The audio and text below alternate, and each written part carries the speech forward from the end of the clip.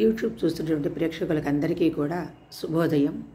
ఈరోజు నేను సాయి సచ్చరితలోని మొదటి అధ్యాయాన్ని చదివి మీకు వినిపించదలుచుకున్నాను.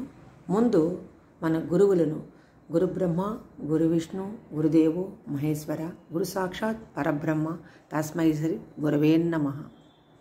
గణపతికి నమస్కారాలు, అలాగే సరస్వతీ తల్లికి నమస్కారాలు తెలియచేస్తూ ఈ పుస్తక పఠనాన్ని ప్రారంభిస్తున్నాను. ఇందులో తెలియజేసినటువంటి అమ్మగారు తెలియజేసిన విషయాలు ఏమిటంటే, భక్తిని అనేక రకాలుగా నిర్వచించారు. స్వస్వరూప అనుబంధానం భక్తి యొక్క ముఖ్య లక్షణమని వేదశాస్త్ర నిపుణులు, జ్ఞాన సంపన్నులైన ఆచార్యులు అన్నారు. పూజాదులతో ప్రేమను వ్యక్తం చేయటం అర్చన భక్తి యొక్క ముఖ్య లక్షణమని వ్యాస మహర్షి అన్నారు. అలాగే ధూప దీప అర్చనలు చేసి తరువాత నైవేద్యం సమర్పించి ఆరతి నీరాజనం ఇవ్వటం అనేది భక్తి శ్రద్ధలతో ప్రేమపూర్వకంగా చేయటమని అర్చనా భక్తి అని అంటారు. ఏదైనప్పటికీ కూడా తమ హృదయంలోని నిర్మలమైన శుద్ధ జ్ఞాన స్వరూపాన్ని, చైతన్యాన్ని ప్రతిమామూర్తి యందు మనము తలుచుకుంటూ పూజించాలి. అప్పుడే మనకు ఆ భగవంతుని యొక్క కృప కలుగుతుందని తెలియపరిచారు. ఇక్కడ అంతేకాకుండా మనం కేవలం గురుకథాస్మరణతో భవసాగరాన్ని అవలీలగా కాళ్లకు తడి అంటకుండా దాటగలమని కూడా సెలవిచ్చారు. నేను షిరిడీలో ఒకనాటి ఉదయం బాబా దర్శనానికి వెళ్ళినప్పుడు అక్కడ బాబా గోధుమలను విసరటం చూచాను. ఈ సాయి సచరిత దానిలో నుండి ఉద్భవించింది. ఉత్తమమైన కీర్తిగల వారి గుణాలను వర్ణించడం మరియు వారి కథలను చర్చించుకోవటం వలన చిత్తశుద్ధి కలిగి బుద్ధి వికాసవంతమవుతుంది. వారి లీలలను శ్రవణం చేస్తే భగవంతుడు ప్రసన్నుడై తాపత్రయ బాధలను తొలగించి దుఃఖాలను నివారిస్తారు అని వారి యొక్క బోధనలు తెలియచేశారు.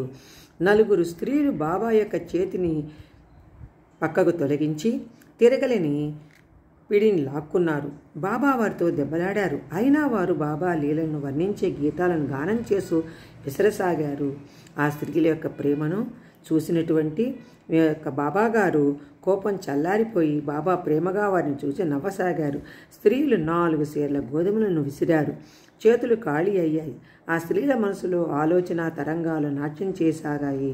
బాబాను దోచుకోవాలని ఆ స్త్రీలకు లోభబుద్ధి కలిగింది. అంతవరకు బాబా ఏం మాట్లాడలేదు. కానీ ఆ 4 స్త్రీలు పిండిని పంచుకున్నారు. మీ బాబు సొమ్ములాగా పిండిని ఎక్కడికి తీసుకొని పోతున్నారు? దీనిని పట్టుకొని పోయి గ్రామ సరిహద్దులో చల్లిరండి అని బాబాగారు తెలియజేశారు. అంతే, ఆ పిండిని పట్టుకొని వెళ్ళారు.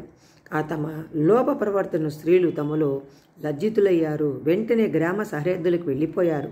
ఆ విధంగా పిండిని కాలువగట్టున చల్లినప్పటి నుంచి ఆ ఊరిలో వ్యాపించిన కలరా వ్యాధి మెల్లగా తగ్గుముఖం పట్టింది.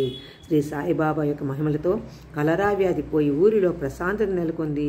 గోధుమలకు కలరాకు ఏమి సంబంధం? అంతుపట్టిన చర్యను విని సచ్చరితను వ్రాయాలనే సంకల్పము నాకు కలిగింది. ఆ సహకారంతో ఉంటే ఏ సహకారం ఉన్నప్పటికీ కూడా బాబా లీలను గురించి మనం మధురంగా వ్రాయవచ్చు అని ఆమె యొక్క ఉద్దేశంతో ఈ యొక్క కథను వ్రాయటం మొదలుపెట్టారు. ఈ రోజుకు స్వస్తి. శ్రీ సాయి సమర్థ సచ్చరితలో మంగళాచరణములను ప్రథమ అధ్యాయంతో సంపూర్ణం చేస్తున్నాను. శ్రీ సద్గురు సాయి నాదార్పణమస్తు. శుభం భవతు. చూద్దాం.